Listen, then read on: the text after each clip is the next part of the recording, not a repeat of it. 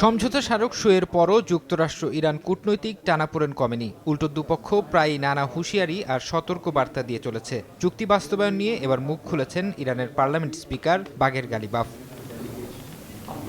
তেহরানে Hamas নেতার সঙ্গে বৈঠকে তিনি সাফ জানান, চুক্তি হলেও ওয়াশিংটনের সঙ্গে গভীর মতবিরোধ রয়েই গেছে। তবে এই স্মারক বাস্তবায়ন করা কঠিন হলেও অসম্ভব নয়। গালিবাফ স্পষ্ট করেন, ইরান কখনোই ইসরায়েলকে রাষ্ট্রের স্বীকৃতি দেবে না এবং প্রয়োজনে ক্ষেপণাস্ত্র কিংবা রাজনৈতিক আলোচনার মাধ্যমে প্রতিরোধ অক্ষের পাশে থাকবে।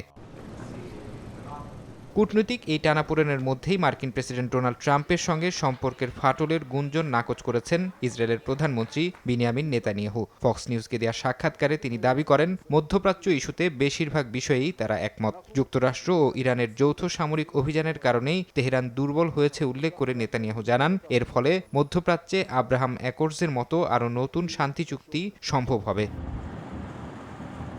এদিকে মধ্যপ্রাচ্যের গুরুত্বপূর্ণ জলপথ হরমুজ প্রণালী দিয়ে বাণিজ্যিক জাহাজ চলাচল আশঙ্কাজনক হারে কমেছে। ব্রিটিশ মেরিটাইম ট্রেড অপারেশনস ইউকেএমটিওর তথ্য অনুযায়ী গত 3 দিনে মার্কিন সেনাদের পাহারায় মাত্র ৮০টি বাণিজ্যিক জাহাজ এই প্রণালী পার হয়েছে।